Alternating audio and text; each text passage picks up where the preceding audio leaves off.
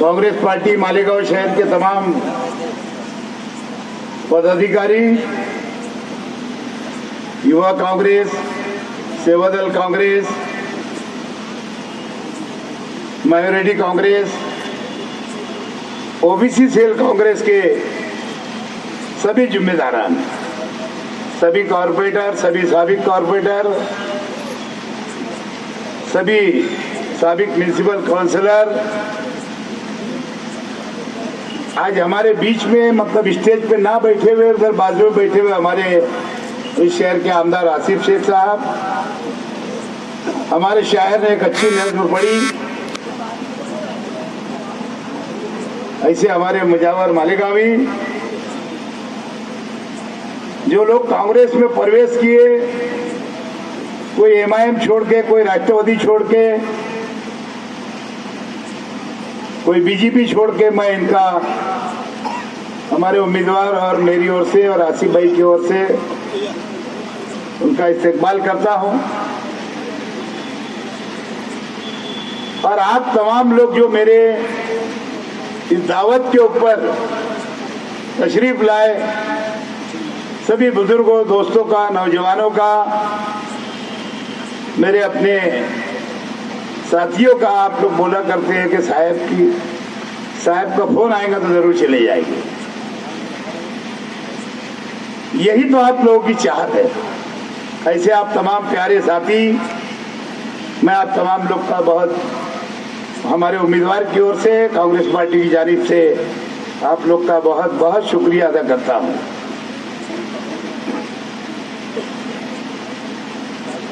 दोस्तों, 29 अप्रैल का ये होने वाला पार्लियामेंट का ये इलेक्शन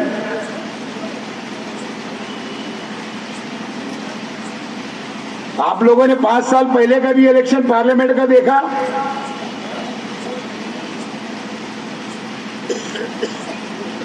पूरे हिंदुस्तानियों को लगने लगा था कि हम इस मर्तबा इलेक्शन हार गए। लेकिन दोस्तों, अब चौकीदार को डर लगने लगा कि वो इलेक्शन हार रहे हैं।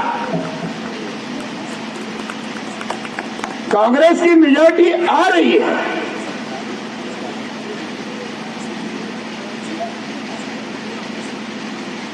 जहां जाते हैं, जिस रियासत में जाते हैं, सिर्फ और सिर्फ कांग्रेस को बुरा भला बोलते हैं, कांग्रेस के परिवार वालों को बुरा बोलते हैं। यही वजह है कि उनको अब कांग्रेस के लीडरों से, हमारे राहुल जी गांधी से, हमारी प्रियंका गांधी से और हमारे कांग्रेस के तमाम उम्मीदवारों से उनको डर लग रही है। और डर किस बात की लग रही है कि जैसे ही हम इलेक्शन हारेंगे तो अब जेल जाना पड़ेगा, इस बात का डर लग रहा है। क्योंकि इन्होंने आने के बाद में पूरे 5 साल में सिर्फ एक ही काम किया है। अरे लूटा तो इतना है हिंदुस्तान को 5 वर्ष में, ये सोच के कि अब कभी हमारा वक्त नहीं आने वाला है। और सही माने में उनका वक्त नहीं आने वाला है। इनको जो घमंड, गुरूर जो आ गया 5 साल में, दोस्तों यही वजह है कि जो लोगों के, अलग अलग पार्टियों के लीडरान के घर पे या अलग अलग रियासत में जो ईडी की रेड, आज भी हमारे लीडरान के वहां पे रेड हुई। जो तरीका उन लोगों ने अपनाया है, उसकी सजा उन लोगों को भुगतना पड़ेगी। कहां से रुपया आया इनके पास? जहां जाते हैं वो नालिश देते हैं।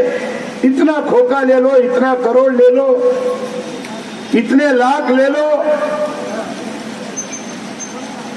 कहां से पैसा आया इनके पास? वो कहते हैं कांग्रेस ने क्या किया।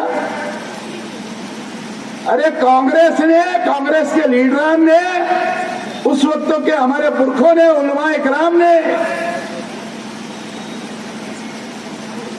उन्होंने इस देश को आजादी दिलाई। तो मोदी जी जब जाकर के आप प्राइम मिनिस्टर बने हैं, फिर बोलते हो कांग्रेस ने क्या दिया। अरे कांग्रेस ने तो आजादी दिलाई। तुम आरएसएस के और बीजेपी के लोग तो माफीनामा लिख कर देते थे, इमरजेंसी लगी तो माफीनामा लिख के देते थे। जेल में जब भी जाने का वक्त आया तो ये माफीनामा लिख के देते थे, और फिर कहते हो इस देश को क्या मिला। आज ये देश की उन्नति तरक्की अगर हुई है, आज आप लोग बोलते हैं 5 साल के अंदर अगर कुछ देहातों के अंदर आप लोगों ने अगर बिजली पहुंचा दी, तो ऐसा समझते हैं पूरे देश में बिजली पहुंचाने वाले आप ही लोग हो। अगर कुछ रोड रास्ते अगर आप लोगों ने बना दिए, ऐसा समझते हैं कि 70 साल का काम इन 5 सालों में आप लोगों ने करके दिखा दिया। जो आप लोगों ने 2 करोड़ नौकरियां हर साल देने की बात कही थी, हमारी सरकार ने तो आजादी से लेकर के आज तक खाली नौकरियां दी है। जब जाकर के आज इतने मुलाजिम अलग अलग रियासतों में, अलग अलग संस्थाओं में आज नौकरियां पा करके अपना गुजर बसर कर रहे, आप लोगों ने तो खाली झांसा दिया कि 2 करोड़ नौकरियां देंगे, 15 लाख रुपया आपके खाते में आ जाएंगे, मुफ्त तो गैस कनेक्शन दे देंगे। अरे कहां गया वो रेट? कहां 400 रुपया और कहां 900 रुपया? गैस की कीमत होगी, पेट्रोल की कीमत बढ़ गई। और मैं तो समझता हूं जितनी योजनाएं आई, पहले तो अगर महापालिका में अगर योजना जाती थी, अगर कोई स्कीम आई तो कारपोरेशन उसकी अटी शर्ती खुद डाला करती थी। अब तो जब जहां से योजना निकलती तो केंद्र से उसकी शरायत तय हो जाती, हर रियासत से उनकी शरायत तय हो जाती। यही कंपनी का माल खरीदना होगा, ना खाऊंगा ना खाने दूंगा, नहीं डायरेक्ट निकल ही जाता है। तो डायरेक्ट वहीं से निकल जाता है, किसी को देना नहीं, डायरेक्ट इधर ही आने दो। हमारी अपनी सरकारों के वक्त अंदर आप लोगों ने देखा है, पाइपलाइन अगर बिछाई जाती थी तो बीड़ की आया करती थी ना। अभी अमृत योजना की जो पाइपलाइन है, जो बदलाव तो क्या है? पहले पतला प्लास्टिक आता था, थोड़ा जाड़ा प्लास्टिक है, और वो भी उन्होंने वही अटी शर्ती तय कर दिया कि भाई यही कंपनी से माल लेना, दूसरी और कंपनी नहीं चलेगी। कहने का मतलब कैसा इनके पास, इनके घर के अंदर, इनकी तिजोरी में खुद की पैसा आएगा, सरकार की तिजोरी में ना जाए। और फिर ये कहते हैं कि हमने देश को, जो कांग्रेस ने तरक्की नहीं दी वो 5 साल में हम लोगों ने तरक्की दिया। जब मुंह खोलते झूठ बोलते, जब मुंह खोलते झूठ बोलते। वो मोटा भाई भी कल शत्रुघ्न सिन्हा बोले उनके प्रेस कॉन्फ्रेंस में, मोटा भाई के बारे में। अरे खुद क्रिमिनल आदमी है, क्रिमिनल इंसान, तड़ी पार होकर बंबई में रहा है वो।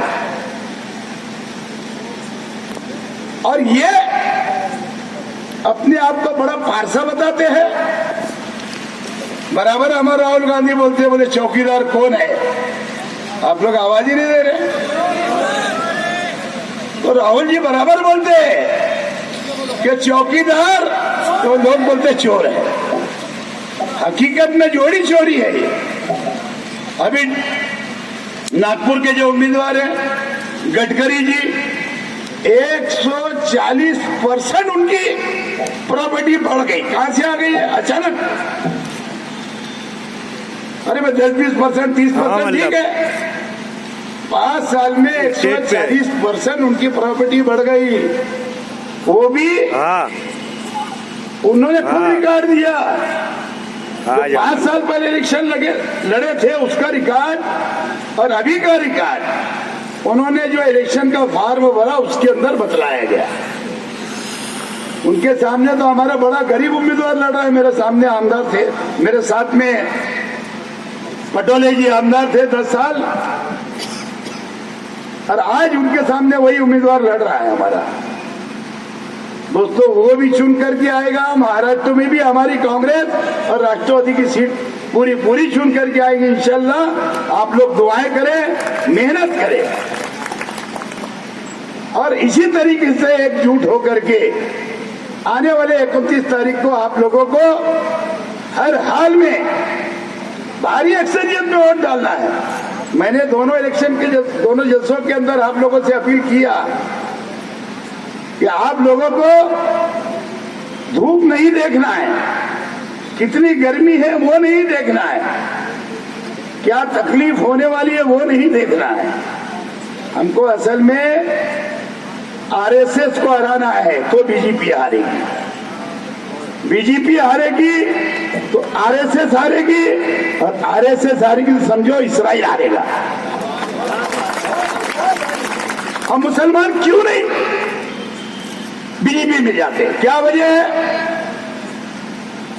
क्योंकि आरएसएस की जो पॉलिसी है, बीजेपी की जो पॉलिसी है, वो इस्राइली पॉलिसी है, और यही धोरण हम लोग को नहीं पता है। नहीं तो हम भी अगर चाहे तो जहां कोई ये पार्टी वो पार्टी छोड़ के चले जाता, कांग्रेस छोड़ के, कभी वो माली छोड़ के चले जाता, हम भी जा सकते हैं। आबा साहब, हम लोग इसलिए नहीं जाते हैं कि वो इस्राइल की पॉलिसी है, इसलिए हम कांग्रेस और राष्ट्रवादी और सेकुलर पार्टियों के बंधे हुए लोग हैं। यहां तो कांग्रेस ने इतना दिया जिन लोगों को 50-50 साल मंत्री रहे, लेकिन एक जबान में नहीं बोलते क्या? उल्टी चंगड़ी कौन करता है? उसके शरीर धोखा देके जरा सी नाराजगी आई, जो कांग्रेस ने इतना कुल दिया उसको छोड़ के चले जाते। अजीब लीडर है, कुछ मेरे समझ में नहीं आता। उनको तो शर्म से डूब मरना चाहिए। इतना पैसा कमाए कांग्रेस के बलबूते पे, इतना पद उनको मिला, उसके बाद अगर कांग्रेस को धोखा देते हैं तो अब अगर हमारी सरकार आई तो ऐसे जो हमको छोड़ के गए हैं, मैं ऐसे लोगों के लिए मुंबई के अंदर, महाराष्ट्र में और दिल्ली में जा करके धरने में बैठूंगा कि ऐसे लोग को जेल में भेजो। बहरहाल कल हमारे उम्मीदवार साहब कल जाकर के फॉर्म भरेंगे। आसिफ भाई और हमारे कुछ साथी जरूर यहाँ से जाएंगे, सब लोगों को, हमको नहीं जाना है। और 29 अप्रैल को आप लोगों को, हमारे उम्मीदवार कृणाल बाबा पाटिल को भरपूर अक्सरियत से इस मतलब हमको दिखाना है। 1,33,000 नहीं, मालेगांव शहर है मध्य से, अभी आउटर बाकी है। 2,33,000 वोट हमको इस शहर से गिराना है। इतनी ताकत छोड़ गिरा दो ताकि ये लीड मालेगांव की कहीं टूट न पाए, ऐसी आप लोग से मैं गुजारिश करता हूं। आप लोग का शुक्रिया अदा। सरकार बदल दो, सरकार बदल दो, चौकीदार बदल दो, सरकार बदल दो, चलो सरकार बदल दो, सरकार बदल दो, चलो सरकार बदल दो। आसिफ को ये कहना है कि सरकार बदल दो, सरकार बदल दो, सरकार बदल दो, सरकार बदल दो, चलो सरकार बदल दो, सरकार बदल दो, उठो सरकार बदल दो। साहब का ये कहना है कि सरकार बदल दो, सरकार बदल दो। आइए पहला बन हाजिर करो, देखिएगा। चौराहे पे बिखरी हुई लाशों की सदा है, चौराहे पे बिखरी हुई लाशों की सदा है, जलती हुई बस्ती की मकानों की सदा है, अखलाक गरीब की माओ की सदा है। सरकार बदल दो, सरकार बदल दो, सरकार बदल दो, सरकार बदल दो। आइए ये बना दे तो दिखेगा। दुनिया के पढ़े लिखे, दुनिया से कुछ लोग मेहमान दिखेगा। दुनिया के पढ़े लिखे जवानों की सदा है, दुनिया के पढ़े लिखे जवानों की सदा है। मजदूरों की आवाज किसानों की सदा है, फिर शहर वाले गाँव की लोगों की सदा है। सरकार बदल दो, तालियां जम को बजा दोस्तों। सरकार बदलनी चाहिए ताकि आवाज दिल्ली तक जाए। सरकार बदल दो, सरकार बदल दो, सरकार बदल दो, चलो सरकार बदल दो, सरकार बदल दो, उठो सरकार बदल दो। हालात ये कहते हैं कि सरकार बदल दो, सरकार बदल दो। समाज में हम जिनको अच्छा नहीं समझते उनकी क्या राय है देखिएगा। चौराहे मैं शायर मदाइया हूँ, 2-3 शेर बंद मदाइया है देखिएगा। बदल देखिएगा। चौराहे पे बैठे हुए चरसील कहा कल, चौराहे पे बैठे हुए चरसील कहा कल, 2 पैग लगा कर ये शराबील कहा कल, हाथों में चिलम लेके गंजेरील कहा कल। सरकार बदल दो, सरकार बदल दो, सरकार बदल दो, सरकार बदल दो। मक्कार को अब और पनपने नहीं देंगे, मक्कार को अब और पनपने नहीं देंगे, दहलीज पे अब उनको फड़कने नहीं देंगे, हर हाल में अब सांप को डसने नहीं देंगे। सरकार बदल दो, सरकार बदल दो, चलो सरकार बदल दो। आइए सरकार के ताल्लुक से मेरी जो सास है साहब, उनका क्या कहना देखिएगा। हालांकि मेरी सास है, हालांकि मेरी सास है फेंकों की दीवानी, हालांकि मेरी सास है फेंकों की दीवानी, हर बात में उसकी है मोहब्बत की रवानी। कल रात मगर मैंने सुनी उसकी ज़बानी। सरकार बदल दो, सरकार बदल दो, सरकार बदल दो। ये बंद देखिए बदल का। बैंकों के मुलाजिम ने कहा, बैंकों के मुलाजिम ने कहा हाथों उठा कर, पुलिस ने कहा, जज ने कहा खुद को बचा कर, लंगूर के अब कान पे 2-4 लगा कर। सरकार बदल दो, सरकार बदल दो, सरकार बदल दो, सरकार बदल दो। उड़ते हुए पंछी की ही, उड़ते हुए पंछी की ही परवाज़ में बोलो, हम एक है बस एक ही आवाज में बोलो, बिल्ली के नहीं शेर के अंदाज में बोलो। सरकार बदल दो, सरकार। आइए आखिरी बार इसी तरह मोहब्बत सुनिएगा। घर घर को मोहब्बत से सजाना है अगर तो, घर घर को मोहब्बत से सजाना है अगर तो, दीवार नफरतों के गिराना है अगर तो, भारत को जालिमों से बचाना है अगर तो। सरकार बदल दो, सरकार बदल दो, सरकार बदल दो, चलो सरकार बदल दो। हालात ये कहते हैं कि सरकार बदल दो। आवाज जा रही है बुजुर्गों और दोस्तों। पार्लियामेंट इलेक्शन आ चुका है और ये वक्त जमहूरियत में हर जालिम और हर मजलूम पर आता है,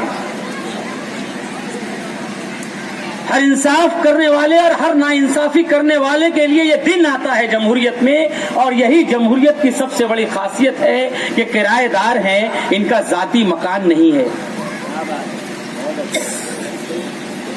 वरना इनके लक्षण, इनका घमंड, इनका तकब्बुर वहां तक पहुंच चुका है कि इनका एक अदना सा वजीर कहता है कि शायद 2019 का चुनाव आखिरी चुनाव साबित होगा अगर दोबारा नरेंद्र मोदी जी वजीर आजम बन जाते हैं। ये इनका घमंड है, ये हिंदुस्तान की बुनियादों को नहीं जानते, हिंदुस्तान की जमहूरियत की शान से वाकिफ नहीं है। ये लोग ये समझते हैं कि हम अपने नाकाम अज़ाइम में कामयाबी हासिल कर लें,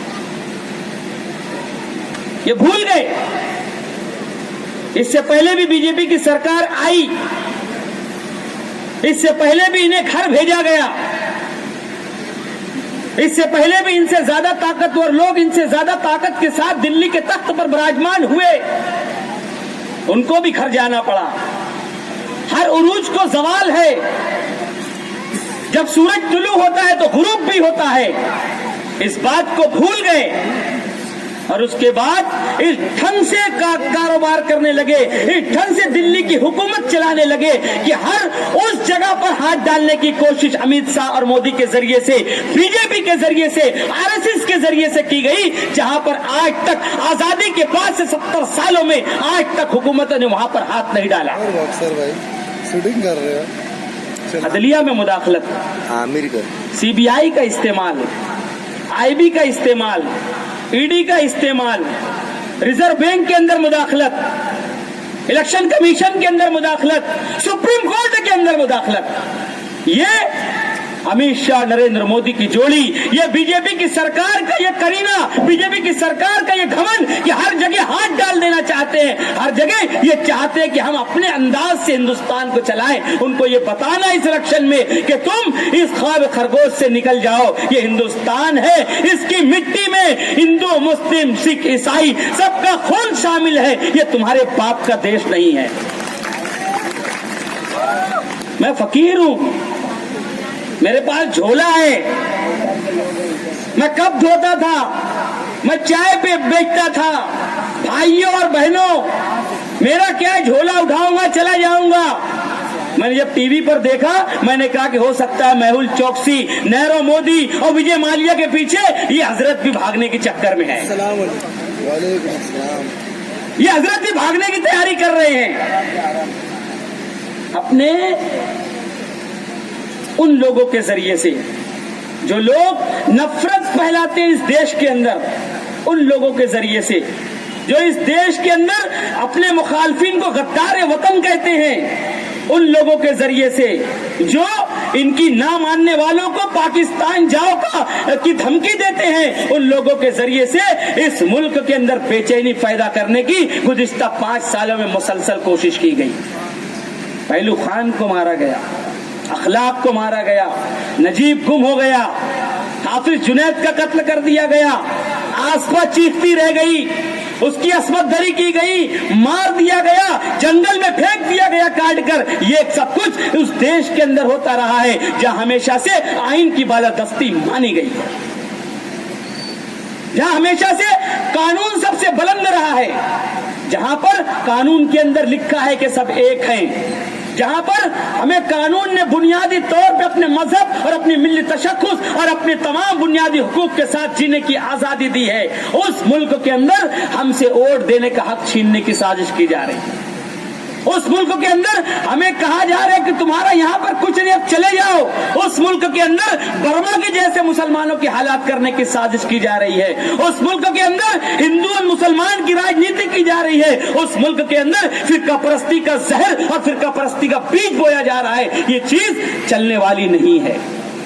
वक्त आया है, यही वक्त आया है जब कांग्रेस पार्टी जो अपनी सेकुलर बुनियादों पर आज तक इस मुल्क की गंगा जमनी तहजीब को इंतहाई हिफाजत के साथ तमाम लोगों को उनके हुकूक देते हुए यहां तक कांग्रेस सरकार ने यहां तक मुल्क को लाया था।